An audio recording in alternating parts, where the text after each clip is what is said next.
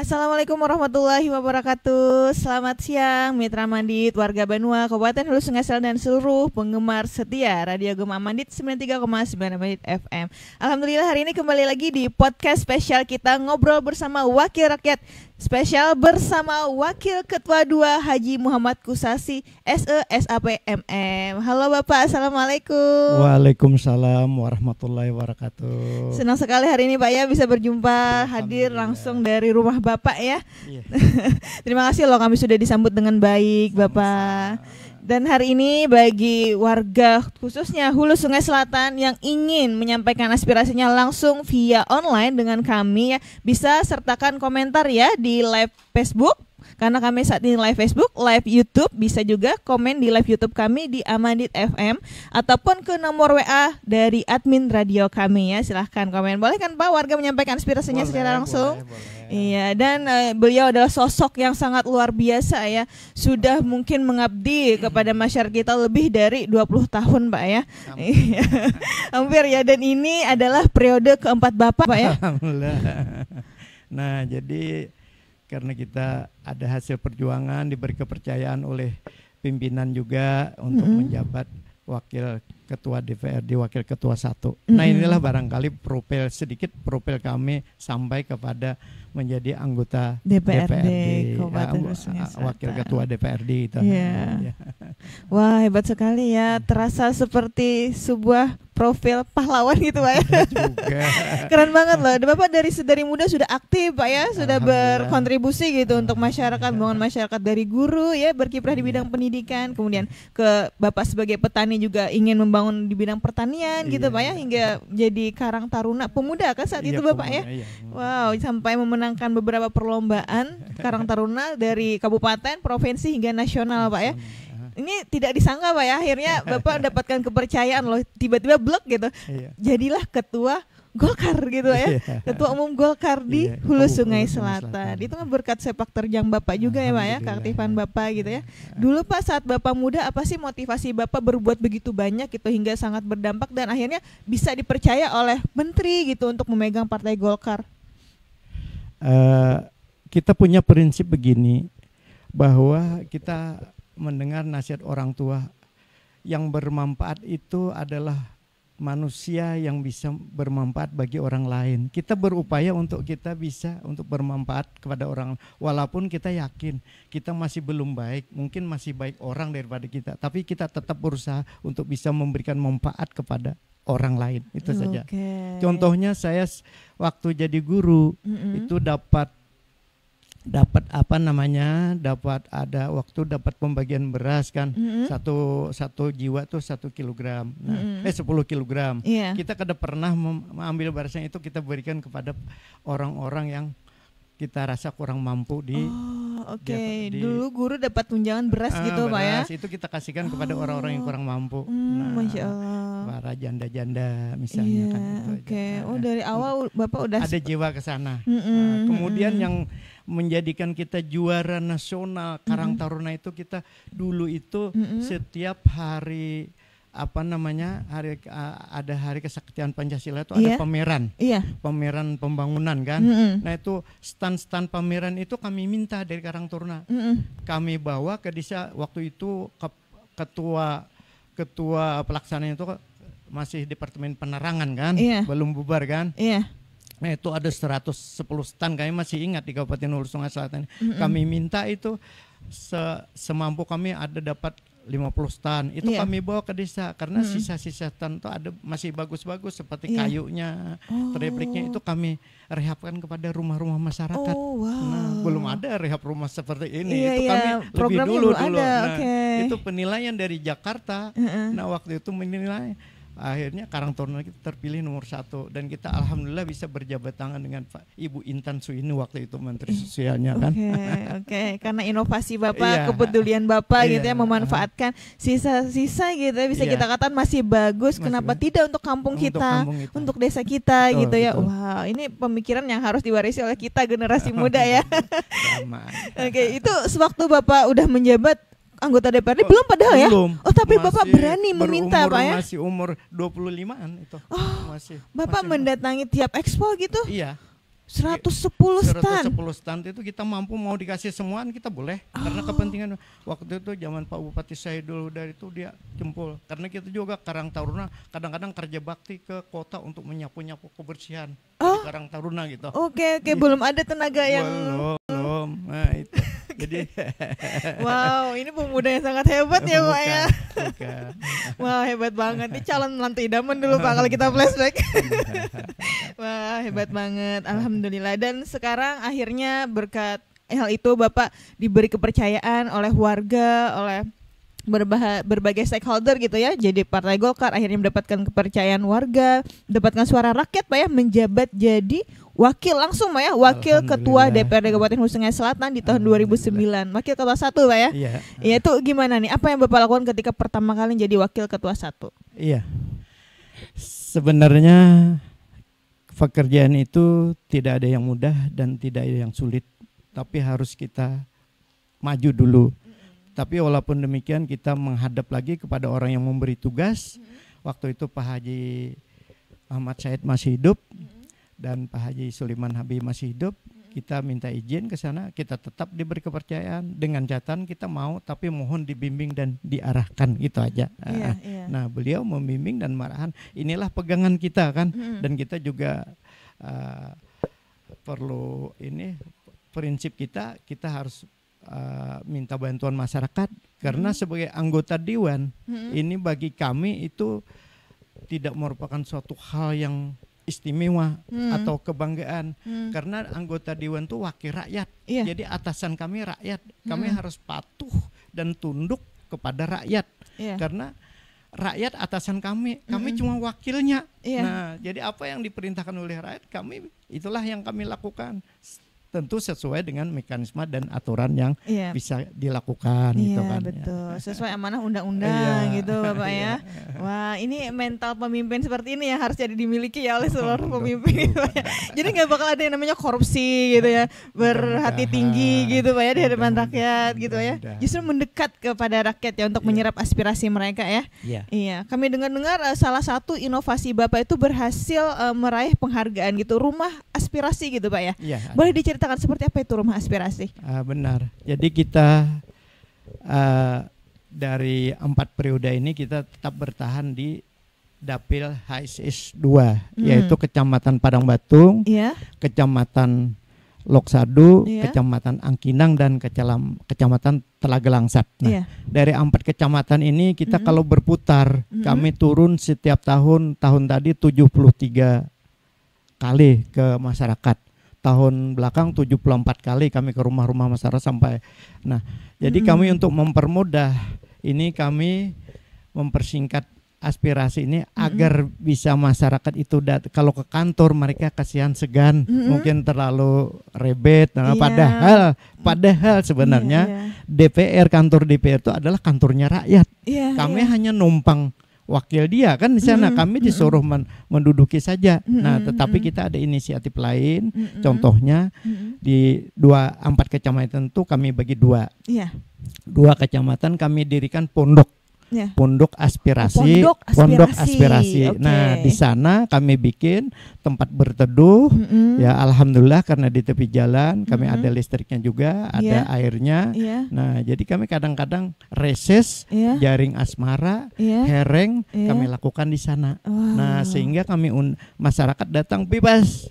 Bebas itu mau pakai sarung, celana pendek, baju yang compang-camping nggak apa-apa. Nggak masalah. Nah, kami undangkan, kami SKPD yang terkait, misalnya kalau pertanian yang permintaan mereka dinas pertanian, Bapak hadirkan kepala dinas pertanian. Kemudian perencanaannya Bapelit Bangda kami hadirkan. Nah, itu jadi ketemu dengan masyarakat, mereka langsung ngobrol. Kita sebagai media saja silakan apa yang diminta, dan kita juga ada rasa plong gitu kan, karena mungkin kalau ini tidak bisa mereka bisa menjelaskan kan. Misalnya contoh, mereka banyak yang mengusul ini, ini anak-anak sekolah jaringan anunya tidak ada, ini apa namanya sinyal segala macam. Nah, ternyata itu kan bukan kewenangan kabupaten, itu kewenangan luar kabupaten. Mereka sendiri yang menjelaskan. Jadi mereka tidak menyalahkan kita kan kita. Nah, tapi tetap kita carikan bagaimana solusinya supaya ini bisa dibangunkan, misalnya seperti BTS itu dan lain-lain sebagainya kan. Nah itu gunanya pondok aspirasi kami. Ada di desa di desa Jelatang, Pagerhaur, RT 4 itu ada. Warnanya yaitu ada berwarna-warni pondoknya. Ada kuning, putih, macam-macam itu. Kenapa jadi kami warna-warni? Kalau orang melihat kadang-kadang orang menyentuh kan kepala, jarinya dianggap orang kurang sehat gitu kan. Sebenarnya tidak. Pertama karena di tengah hutan kan supaya mudah dilihat. Yang lebih dari itu adalah karena itu catnya sisa-sisa anak saya ada sisa sedikit daripada dibuang, baik kita manfaatkan kan. Mubazir itu. Tapi justru jadi ikon tersendiri ya di tengah hutan lah ya. Ini loh pondok aspirasi yang menyerap suara rakyat di Dapil 2 Pak ya, dari 4 kecamatan. Tapi ada 2 tadi Bapak katakan ya. Ada 2. Satunya di ini. Di Wawaran, Kecamatan Angkinang. Di sana ada sungai. Nah, itu lucu lagi. Kenapa, Di sana masyarakatnya datang ke tempat kita bahwa ini sudah Pak Haji sudah 4 tahun ini kami tidak bisa berhuma bahasa kampung kita 4 tahun ya. Kenapa jadi kita? Karena airnya banjir terus. Nah, lalu langkah apa yang dilakukan? Apa Pak? Nah, katanya mau kada mau itu harus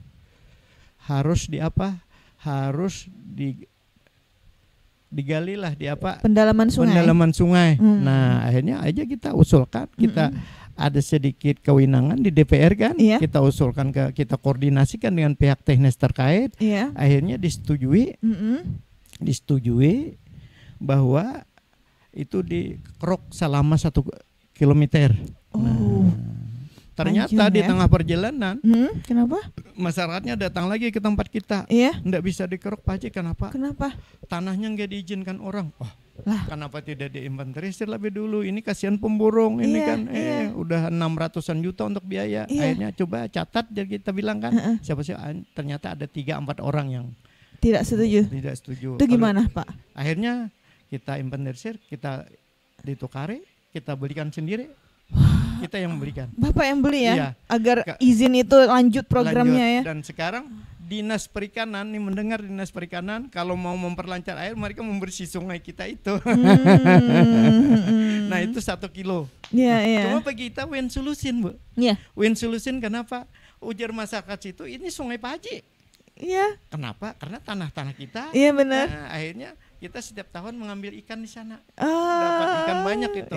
Alhamdulillah, berkah Pak. Berkah, dan ikannya itu kalau kita ambil itu kita kasihkan ke pondok pesantren. Masya Allah. Kita makan secukupnya saja. Kadang-kadang ketika ambil ikan tuh sempat sepikul 2 pikul itu kita kasihkan ke pondok pesantren. Itu ada 1 kilo kolam ikannya jadinya. Karena itu keuntungan. Nah di samping itu ada pondoknya. Itulah tempat aspirasi. Jadi di sana masyarakat mengeluh seperti kemarin kalau gini usaha lain kita bilang apa? Akhirnya karena kita lihat waktu itu cuma ada yang menanam bibit ini cuma 1 orang jual bibit, Bu. Bibit apa? Bibit ikan? Bibit tanaman seperti terung, cabai dan lain-lain kan. Usup aja waktu itu menanam, dan ada 1 orang lagi arah sebelah itu saya lupa namanya entah siapa. Nah akhirnya saya reses di situ, ada uang sedikit lah. Ini bagi-bagi nukar bibit. Akhirnya sekarang udah sekampungan Bu itu jual bibit seperti itu. Masya Allah, hebat banget. Nah juga. Banyak yang Bapak tabur justru berkembang banget gitu Pak ya? Alhamdulillah sebagian, belum apa-apa itu juga belum apa-apa. Cuma daripada adalah sedikit kan itu kan. Banyak banget berarti yang harus kita teladani ya dari Bapak ini ya, ketulusannya, tekadnya gitu, tanpa pamrihnya Bapak mengeluarkan uang ya untuk kelanjutan proyek tadi akhirnya jadi sungai Pak Haji gitu ya. Untuk penyebaran bibit. Wah, ini harus kita tiru nih. Ayo semuanya. Pondok aspirasi. Pondok aspirasi ini Pak kira-kira dalam 1 tahun itu awalnya kan 73 kunjungan. Akhirnya dengan ada pondok aspirasi berapa kali Bapak? Kita tetap juga kunjungan ke, apalagi ini jujur aja kalau hari-hari 2 tahun menjelang waktu pemilihan itu kita lebih gencar untuk ke kunjungan. Ini kan biasa kan, jual obat kan ya kan. Nah kalau ini dengan adanya pondok aspirasi kita agak berkurang, tetapi untungnya juga kita tidak memerlukan tenaga yang banyak karena di sana ada kotak suara. Oke, jadi kalau nggak datang bisa surat gitu Pak ya. Nah, jadi kami selalu Bapak baca juga surat-surat itu. Pasti dibaca. Itu kan aspirasinya masyarakat kita wajib lah aspirasi. Nah, jadi suka dukanya menjadi anggota DPR ini ramai juga Bu. Pertama kali saya bangga jadi anggota DPR. Tapi tidak pikir langsung dapat mobil dinas. Nah, waktu itu karena tinggal kita di desa, setiap mau ke kantor ada orang-orang yang lewat mau ke pasar kita bawa. Oh iya bawa aja gitu. Kita bawa mobil dinas aja. Karena kita pikir kita sendiri dengan orang banyak kan bensinnya sama aja. Apalagi ini bensinnya juga bensinnya masyarakat yang memberikan kan. Masa saya enggak masyarakat mau ke pasar enggak gitu. Nah itu berjalan kurang lebih 10 hari. Oke, sebelum Bapak mendapatkan rumah dinas gitu Pak? Belum. Kurang lebih 10 hari. Ternyata betul juga saya enggak pikir. Bilang supir taksi naksikah kawan sudah wah ini aja. Nah, ada kecemburuan. Betul. Tidak tujuan kita baik, ternyata ada mengorbankan orang lain. Jadi semua akhirnya itu enggak lagi gitu ya. Niatnya baik gitu. Ternyata ada kawan yang ternyata berdampak ya. Dampak. Itu ada salah satu pengalaman juga yang lucu Bu menurut saya. Iya benar. Oke, kalau boleh tahu Bapak dari desa mana ya Pak ya? Desa Pagar Haur. Oh, Desa Pagar Haur. Wow, pemuda yang bangun Desa Pagar Haur ya. Wah, oke. Jadi suara masyarakat di Dapil 2 itu terkonsentrasi di Pondok Aspirasi, Pak ya.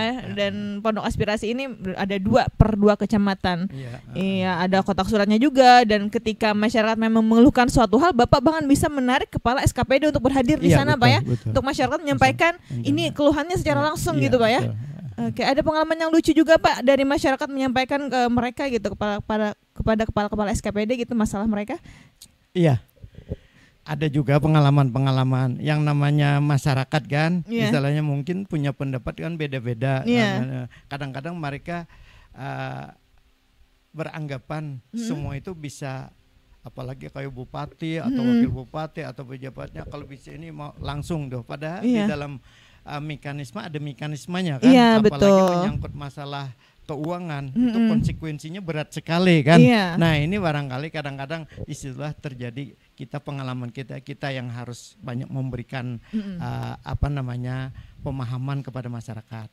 Karena sebagai tupoksi kita sebagai anggota DPRD itu di samping tadi ada legislasi membuat undang-undang kan, kemudian ada budgeting anggaran, kemudian ada pengawasan. Nah, pada Permendagri kita dijelaskan bahwa pemerintah daerah itu terdiri eksekutif dan legislatif. Nah, jadi kita juga di situ ada peran mitra kita untuk bersama-sama untuk pemerintah. Jadi kadang-kadang kita sebagai pemadam kebakaran juga untuk menenangkan masyarakat ya. Iya. Ini, nah di sini. Oke, ini peran Bapak. Wah, Bapak sungguh-sungguh melaksanakan tugas dan fungsi Bapak ya sebagai anggota DPRD, Pak ya, sebagai wakil ketua 1 gitu ya.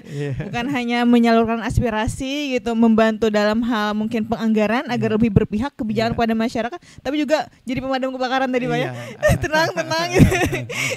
Oke, jadi penyambung suara ya antara pemerintah daerah. Itu yang paling penting. Iya betul, agar tidak terjadi kesalahpahaman ya. Iya, mungkin pernah ada kesalahpahaman Bapak antara rakyat dengan eksekutif gitu, mungkin masalah masyarakat pengen ini, ternyata tidak bisa diwujudkan karena alasan ini begitu. Iya. Masyarakat begini, di dalam pemerintah kan pasti ada tolok ukur lah istilahnya, ada kriteria lah untuk bantuan itu atau apa kan. Tetapi masyarakat ini mungkin di desa A, ini di desa B, di desa C, di desa A ini mereka merasa paling miskin umpamanya kan. Berarti mereka paling prioritas. Padahal kalau digabung dengan B dengan sudah KB, ini sudah ke nomor berapa gitu. Nah, ini yang paling miskin lagi. Ini kadang-kadang yang menjadi yang perlu kita berikan pemahaman itu. Nah, di sana kalau dia yang namanya orang dia pasti mengeraskan, tapi enggak apa-apa. Nah, alhamdulillah kita bangga sebagai masyarakat Hulu Sungai Selatan yang punya tata krama bagus di sana. Nah, punya anutan agama yang baik gitu kan. Nah, jadi diberi pengertian tuh mereka sangat memahami gitu kan. Nah, ini asal ada komunikasi aja. Asal ada komunikasi. Dan jadi yang jelas komunikasi yang jelas. Pondok Inspirasi. Pondok Aspirasi. Iya. Kayak di Dapil 1 ada enggak ya Pondok Aspirasi? Wah, luar biasa. Oke, Bapak kan 4 periode ya. Periode pertama, periode kedua, periode ketiga, periode keempat. Ini apakah sama apa visi misinya atau beda-beda apa yang Bapak perjuangkan? Secara umum kita tumbuh dari ingin berhenti di seorang guru kan. Seorang guru bukan itu pahlawan tanpa tanda jasa kan. Juga bukan berarti tapi kita ingin lebih melihat seorang guru mungkin kalau bisa untuk menyentuh ke pekerjaan pertanian, pekerjaan ini kan itu kan. Nah, kita ingin memperluas. Nah, di sini niat kita adalah secara umum kita berniat untuk memperbaiki masyarakat semampu kita untuk yang lebih baik kan itu kan. Nah, sesuai apa yang kita bisa gitu kan. Nah, itu jadi pertama bidang pendidikan. Nah, bidang pendidikan. Yang kedua bidang kesejahteraan. Kesejahteraan ini bidang kita sesuaikan dengan kondisi lingkungannya lah. Terutama di dapil kami ini pada umumnya petani kan. Nah, dan kebetulan kita tumbuh dari seorang anak petani juga jadi petani yang sukses lah. juga kan semua petani belajar juga. Cuma alhamdulillah kita pernah diundang Pak Soeharto, zaman Pak Soeharto selama 27 hari di kebun Pak Harto di Train Ranch Tapos Bogor. Di sana kita 4 kali ketemu Pak Harto. Jadi bila tiap hari Minggu Pak Harto ke kebun, ada pondok beliau. Nah, kita dipasangi jaket oleh Pak Harto di sana. Nah, itu satu kebanggaan yang tidak bisa kita lupakan. Dan kita waktu itu bisa menyumbang pohon kayu manis sebanyak 30.000 permintaan Pak Harto di Bogor itu di Train Tapos. Gunanya untuk apa? Untuk menahan di lereng-lereng gunung supaya jangan banjir zaman Pak Harto.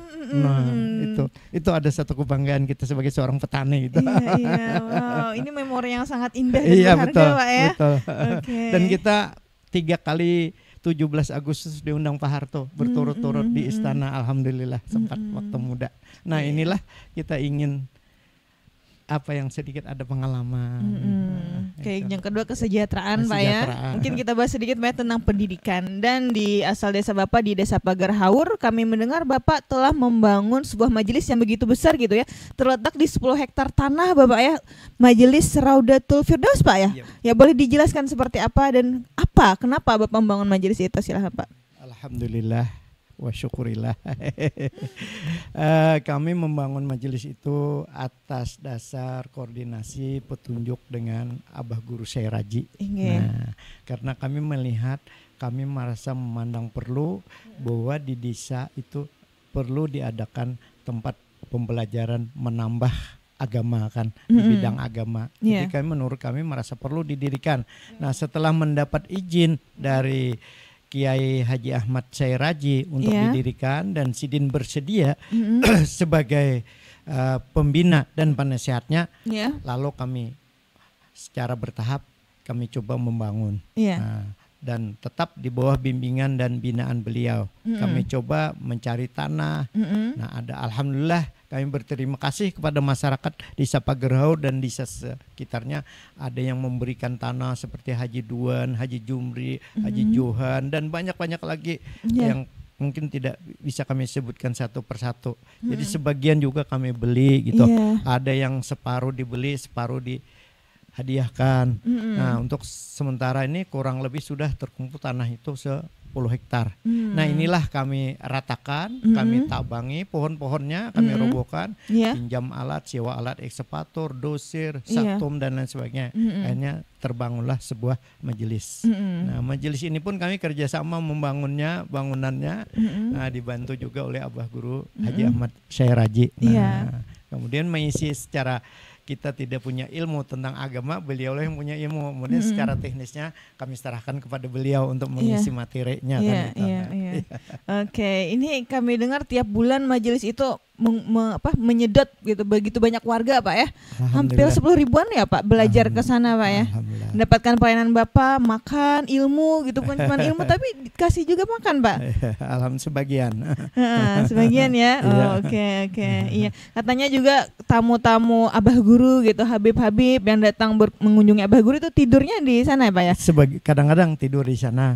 Mau menikmati alam pegunungan dan sungainya. Karena tempatnya majelis Raudatul Firdaus itu cukup strategis. Di depan Gunung Batu Laki, di samping kanan Gunung Batu Bini, di belakang Gunung Layang-Layang, di tengahnya Sungai Amandit, dikelilingi oleh Sungai Amandit. Waduh, jadi kalau malam itu enak, ASI yang kadang-kadang tidak terpakai ASI di sana. Jadi kalau ada tamu dari Makkah misalnya Habib Ahmad, Habib Abdullah, ini sekarang Habib Abdullahnya lagi di Turki, ini tadi ndak ke sana. Nah, tidur di sana kadang-kadang sampai 4-5 hari. Nah, dari Tarim juga tidak beberapa orang Habib yang datang. Kadang-kadang tamu Abah Guru saya Raji itu tidurnya di sana. Alhamdulillah gitu. Alhamdulillah di 10 hektar tadi ya. Ada sebuah pondok yang dibangun, sebuah rumah lantai 2 itu. Nah, kemudian rumah yang kecil-kecil, kemudian tempat belajar ini seperti alam terbuka.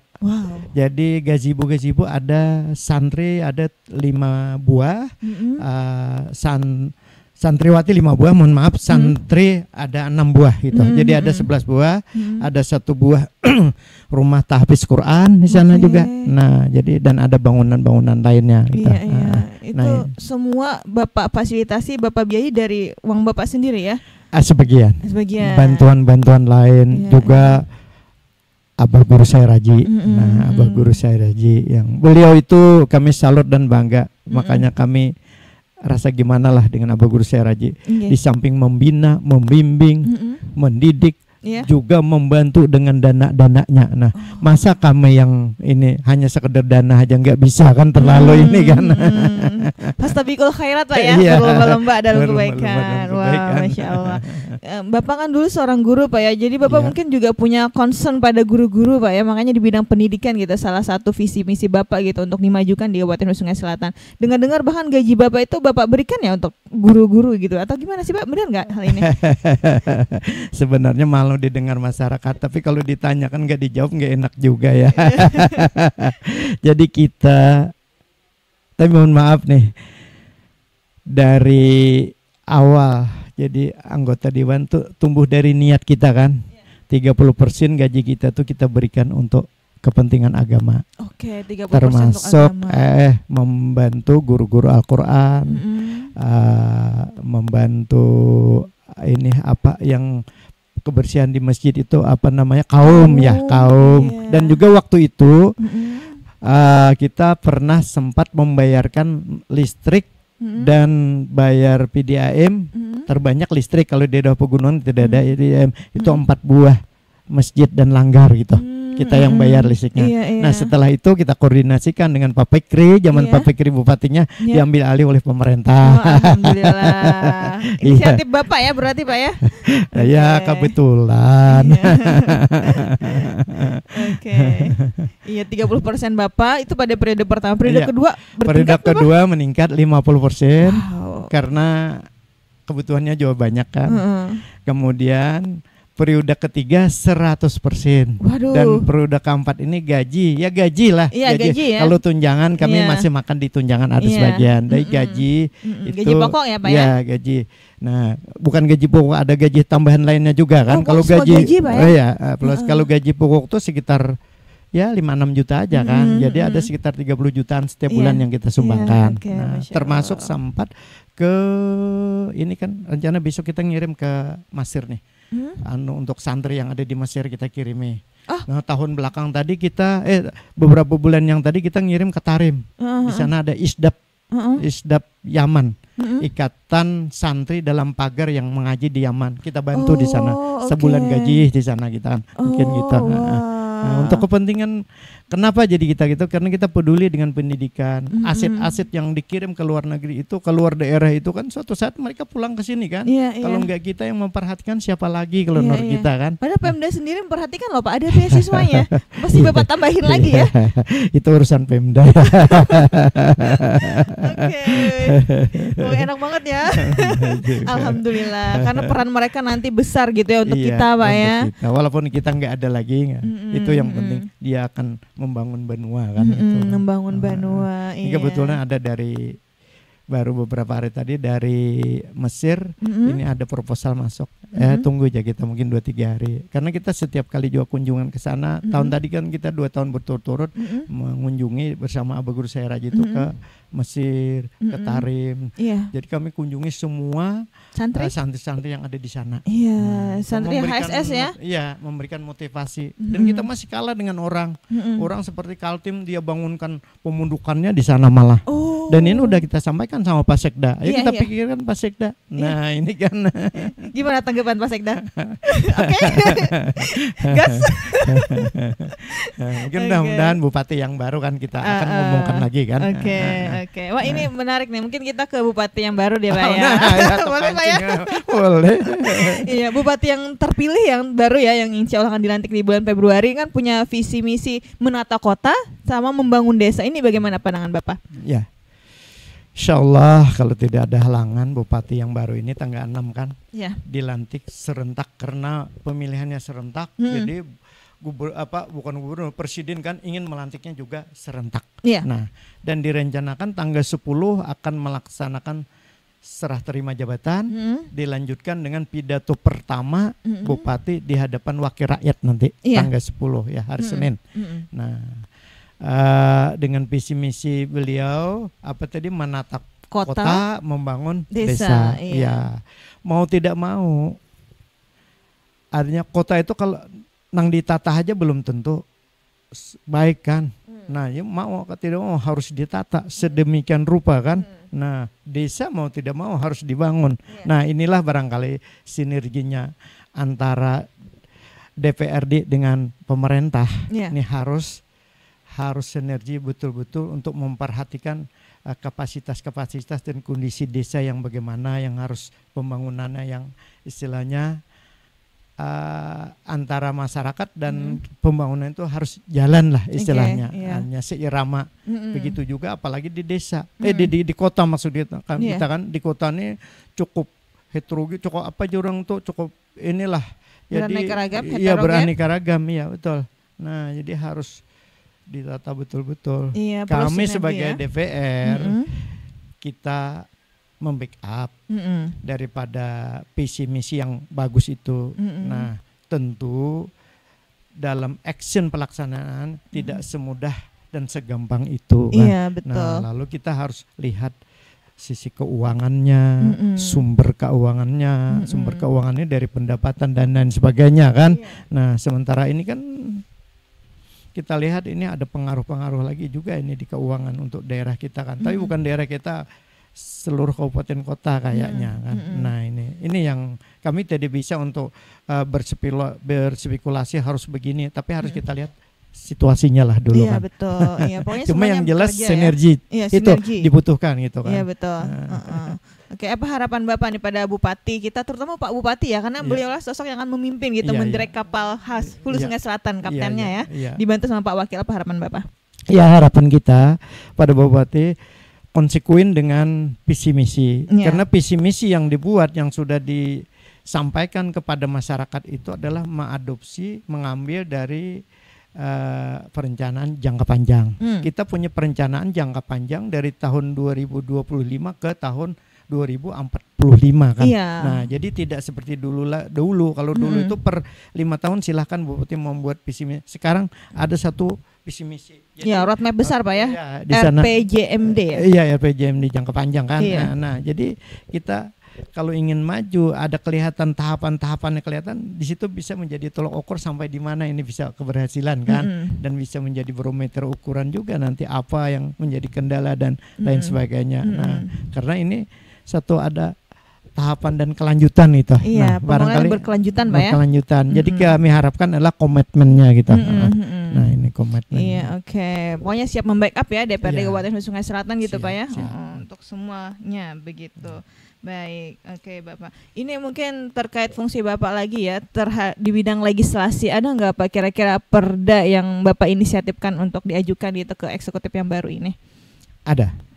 Jadi kami pertama yang sudah itu kami bangga. Kemarin kami mengajukan perda inisiatif perda pesantren itu kan dulu kan ada perda. Nah, jadi alhamdulillah ini sudah action jalan bahwa pesantren di mata pemerintah sudah disamakan dengan pendidikan lainnya kan, sehingga muncullah bisa dijadikan payung hukum untuk bantuan beasiswa yang keluar. Itu kan dari sana kan. Nah, dari sana munculnya. Alhamdulillah. Karena sama-sama menuntut ilmu ya, Pak ya. Iya, sama-sama. Dan ini juga untuk kepentingan bangsa dan negara kan. Betul. Dan sekarang juga ada biaya-biaya untuk pemantauan juga ada sama. Jadi sama dengan umum. Ini satu kemajuan yang alhamdulillah kita perjuangkan dapat berhasil kan. Ya bukan kita aja, tentu banyak yang mendukung. Kalau kita sendiri tidak bisa lah, karena di dewan ini harus didukung oleh teman-teman kan kita. Nah, paling-paling kita punya inisiatif yang harus didukung oleh teman kan. Iya.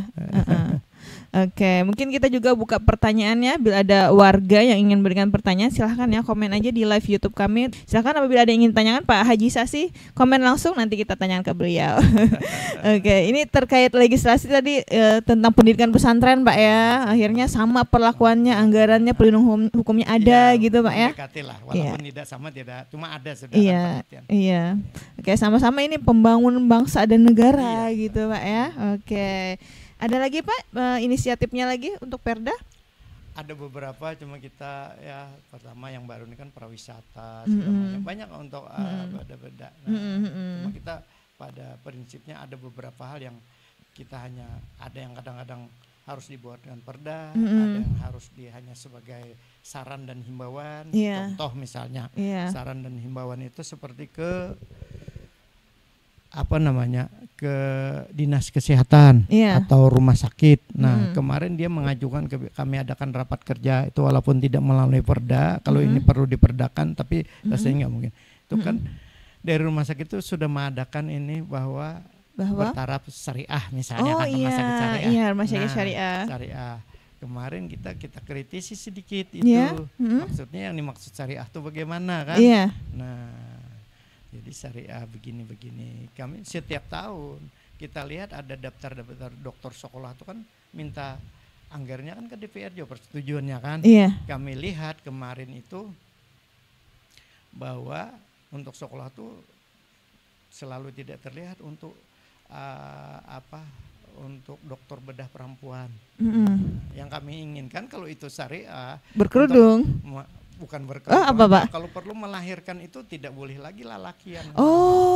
Yang membidangi menangani pasien perempuan dokter perempuan juga. Itu namanya syariah ya. Khusus misalnya melahirkan misalnya. Untuk melahirkan. Laki-laki yang membedah segala macam ini kalau menurut kami dengan syariah kurang pas lagi kan. Iya betul. Itu masukan ya dari DPRD Pak ya. Iya. Wah, sangat bagus Pak masukannya. Memang kami perlu gitu SKPD mungkin perlu juga rekomendasi dari DPRD. Ada lagi Pak rekomendasi yang Bapak berikan gitu pada SKPD, mungkin tadi ke rumah sakit yang lain? Sebenarnya kalau berbicara rekomendasi, kami pada prinsipnya di bidang pengawasan dan lain sebagainya itu karena penilaian itu relatif aja boleh ya. Cuma kami harapan saja semua dinas-dinas ini kan tenaga-tenaga teknis ini ya laksanakanlah sesuai dengan topoksi mereka masing-masing kan. Nah itu aja harapan. Kalau kita Islam menilai, saya menilai ini, Bi menilai ini, si menilai ini kan ada kan. Iya, bagi kami prinsipnya bagus saja udah di Sungai Selatan ini. Sudah bagus. Kepala dinas tingkatkan aja. Tingkatkan Pak ya. Kepala dinas itu Pak ya ditunjuk oleh bupati dan bisa diberhentikan oleh bupati juga gitu Pak ya. Apakah juga bisa diberhentikan atas rekomendasi DPRD? Mungkin rakyat tidak puas gitu atas kinerjanya gitu, pelayanannya buruk, tapi insya Allah bagus ya semua pelayanan kita ya untuk SKPD di Kabupaten Hulu Sungai Selatan. Menurut Bapak seperti apa? Dalam menentukan kepala dinas itu ada pelaksana teknisnya bupati kan, wajar aja hak prerogatifnya bupati kan ya. Nah di dalam melaksanakan kegiatan cuma kalau ada keluhan-keluhan masyarakat, karena kami di DPR ini adalah atasan kami rakyat, kami mau kada mau meneruskan itu, paling tidak menjadi bahan pertimbangan yang perlu kami koordinasikan. Nah kalau terkait soal keputusan itu kami serahkan kepada pihak bupati kan. Nah, memang ada keluhan-keluhan masyarakat, tidak mungkin tidak ada, itu ada. Cuma kami juga tidak memandang satu sudut saja kan. Betul. Banyak kami pertimbangkan. Nah itu ada. Oke, PUV-nya jangan satu pihak Pak ya, tapi memang beberapa pihak, namanya tabayun gitu Pak ya. Oke, baik. Oke, menurut Bapak nih yang perlu diprioritaskan di dalam anggaran kita untuk 1 tahun ke depan di 2025 apa Pak? Atau mungkin kita mengikuti saja RPJM yang RKPD atau RPJMD atau RP apa yang lebih panjang, jangka panjang 20 tahun? Iya. Yang pertama kita harus, harapan kita tadi Bupati terpilih itu konsekuen dengan visi misinya. Dan yang kedua, kami untuk hari ini belum bisa berspekulasi, mohon maaf. Karena kami ingin mendengar pidato pertama. Iya, mungkin siapa tahu dalam beberapa hari ini ada perubahan pola pikir yang itu. Jadi kami dari pidato pertama itulah yang akan kami pegang nantinya. Nah, setelah itu baru kita bisa mengambilkan langkah-langkah mana yang harus didukung oleh DPRD. Nah, ini barangkali. Mohon maaf ini. Tidak apa-apa, Bapak.